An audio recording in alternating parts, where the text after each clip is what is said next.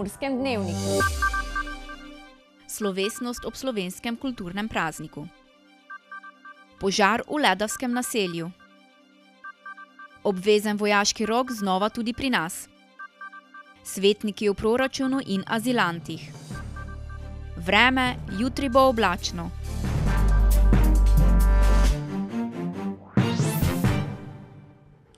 Gledalke in gledalci, lepo pozdravljeni v Pomurskem dnevniku. Občina Cankova je ob slovenskem kulturnem državnem prazniku pripravila slovesnost. Ob tem so še predstavili zbornik Avgusta Pavla, ki je bil prekmurski znanstvenik in pisatelj, ki je pustil močan pečat v naši pokrajini. Zbrane je na proslavi najprej pozdravil župan občine Cankova Drago Vogrinčič, ki je dejal, da je slovenski narod edinstven v svetovnem merilu, kajti pred pol tisočletja je slovenski jezik govorila le peščica ljudi. Kmalu je France Prešeren ustvaril izjemno poezijo in ta mali narod je ustvaril izjemno kulturo. Ustvaril izjemno poezijo, ki se zravnano spogleduje z nesmrtnimi vrhunskimi poeti celotnega evropskega Parnasa. Naš mali narod je ustvaril sijajno kulturo. Kljub raznarodovalnim pritiskom močnih zahodnih in severnih sosedov, kako tudi južnih v pokojni Jugoslaviji. Blaženi škof Anton Martin Slomšek je kot duhovno goreči narodnjak vrnil del severnega ozemlja narodovemu telesu. Ko letos obeležujemo 500 let reformacije, ki je kot versko-kulturno-družbena erupcija pretresla temelje moralno-etičnega stanja takratne Evrope, postavila ogledalo vsem, ki jim je golfiva kača napuha in požrešnosti iz pekla omračila vest. Pokrajinska krajina je zaznamovana z reformacijo kulturnega, duhovnega dela protestantskih piscev. Reformacija ne sodi v zgodovinski spomin. Tudi danes je aktualna, ko opominja vse nas, da smo dolžni reformirati osebna ravnanja. Proslave se je udeležil tudi Marko Jesenšek, ki je odgovoren za zbornik Avgusta Pavla med Slovenci, Madžari in Avstrijci. Zbornik je posvečen prekmurskemu znanstveniku, jezikoslovcu, pesniku in pisatelju Avgustu Pavlu, ki se je rodil 1886 v Cankovi. Minulo leto je zaznamovalo 130-letnica njegovega rojstva.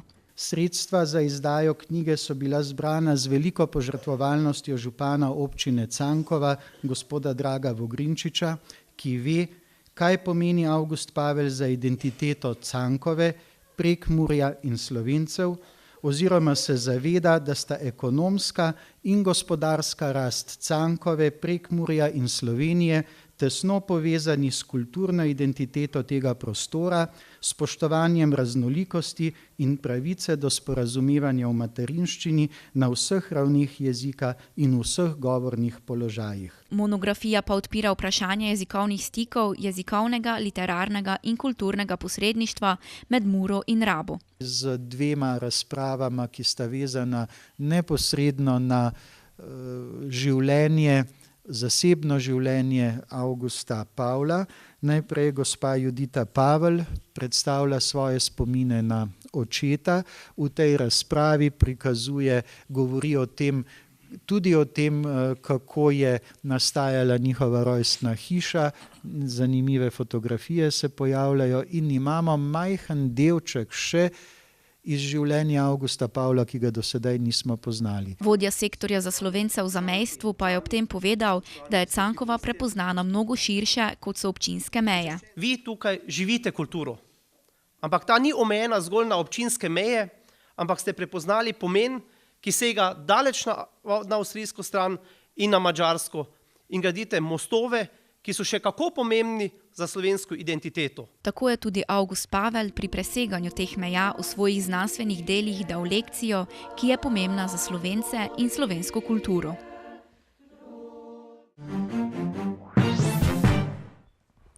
V torek je ob 4:30 popoldne v Ledavskem naselju v Murski Soboti zagorelo ostrešje stanovanjske hiše.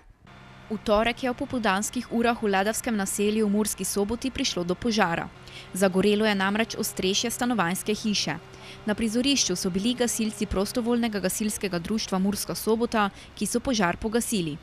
V požaru naj ne bi bil poškodovan nihče. Višina materialne škode in vzrok požara pa bosta znana po opravljenem ogledu. Pred nekaj več kot letom dni pa je požar uničil notranjost sosednje hiše, v katerem se je huje opekel starejši moški.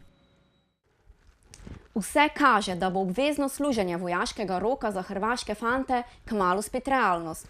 Obrambno ministrstvo namreč resno razmišlja o vključitvi vojaške obveznosti v novo strategijo nacionalne varnosti, s katero bi mladi Hrvati vojaško uniformo oblekli že prihodnje leto. Z dogajanjem pri naših južnih sosedih pa so se podobne debate začele prebujati tudi pri nas. Zato smo se odpravili na Soboške ulice in poizvedeli, kaj o tem menijo mimoidoči. Kaj menite o možnosti, da bi ponovno peljali služenje obveznega vojaškega roka? Bi v redu bilo. Zakaj? Zato, ko bi se malo mladi navčili poštanja. Mislim, da je dobro. Zakaj? Moj sin je bil. Mislim, naučiš se ene samostojnosti, postaneš moški, no. Obvezno smo mi služili, jaz sem bil obvezno, ne? Pa ne mi je bilo težko. Če treba, pač treba. Mislim, ko bi bilo. Ne bi bilo slabo. Vidite, ko se dogaja po svetu. Ne smo mi nikša izjema. Mi smo tako male, ko bi še mogli imeti obvezno te vojaški rok. Ne, proti sem. To dosta več košta, kot do zdaj. Ne.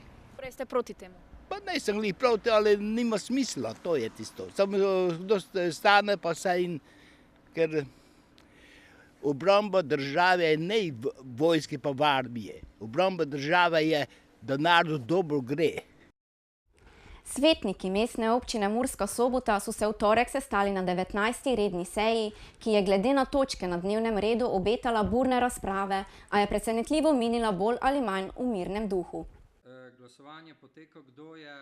Svetniki so na seji v prvem branju potrdili predlog proračuna mestne občine Murska Sobota za leto 2017, ki je izrazito investicijsko naravnan, in sicer so planirani prejemki in odhodki v višini slabih 21 milijonov evrov. To je mehanizem CTN, trajnostne urbane strategije, kjer pričakujemo cirka 10,3 milijona evropskih sredstev v 3 letih. Iz tega naslova bomo začeli in dokončali projekt Expo Vrata v Pomurje in pa Soboško Kamešnico kot športno-rekreacijski gospodarski center, mestno središče, potem obnovili nekatere objekte kulturne dediščine, kot so Soboški grad, mestna hiša za sejno sobo, TVD Partizan. V ta del mehanizma CTN pa je vključena tudi trajna mobilnost, torej vzpostavitev mreže kolesarskih poti in kolesarskih počivališč. Naslednja značilnost v tem investicijskem delu so projekti iz naslova mehanizma Interreg, to je Slovenija-Madžarska. Občinska uprava je svetnike seznanila tudi z informacijo o vloženi peticiji proti naselitvi azilantov v trosobno stanovanje na Lendavski ulici 17B. Po razpravi svetnikov je bilo jasno, da je bilo stanovalcem, pa tudi mestnemu svetu in občinski upravi podanih premalo informacij na to temo in da je zato prišlo do nastalega problema. Zato si želijo, da se jih v prihodnje v vseh ukrepih na to temo strani vlade tudi obvesti. Ob razkritju, da namerava vlada azilante namestiti tudi v stanovanjih po več slovenskih krajih, je med lokalnimi skupnostmi završalo. Tudi med stanovalci bloka na Lendavski ulici v Murski Soboti. V odzivu na številna vprašanja o nastanitvi oseb z mednarodno zaščito pa so na Ministrstvu za notranje zadeve zdaj objavili pojasnilo o njihovih pravicah in izbiri prebivališča. Kot so zapisali na spletni strani ministrstva, Ustava Republike Slovenije kot najvišji pravni akt naše države določa, da ima vsakdo pravico, da se prosto giblje in si prosto izbira prebivališče. To velja tudi za osebe s priznano mednarodno zaščito, saj so v svojih pravicah popolnoma izenačene z državljani Republike Slovenije, le z izjemo volilne pravice. Po pridobitvi statusa mednarodne zaščite so te osebe lahko nastanijo v integracijski hiši v lasti Ministrstva za notranje zadeve za obdobje 1 leta. Lahko pa nastanitev poiščejo tudi na zasebnem naslovu. Pri slednjem sklenejo najemno pogodbo z lastnikom nepremičnine povsem enako kot državljani Republike Slovenije. Lastnik nepremičnine pa z nepremičnino lahko prosto razpolaga, kar je tudi njegova z ustavo zagotovljena pravica. Na Ministrstvu za notranje zadeve tako spodbujajo nastanitev oseb s priznano mednarodno zaščito na zasebnih naslovih, saj naj bi omogočala hitrejše vključevanje teh oseb v slovensko družbo in njihovo sprejetost v lokalnem okolju. Hkrati ocenjujejo, da javno izpostavljanje oseb z mednarodno zaščito in navajanje nekaterih osebnih podatkov ni primerno, saj to lahko oteži njihovo integracijo v našo družbo. Spletni medij Sobota Info poroča, da bosta na mestu blagovnice stale dve ločeni stavbi. Več o tem pa si preberite na sobotainfo.com, mi pa si poglejmo še kratke novice.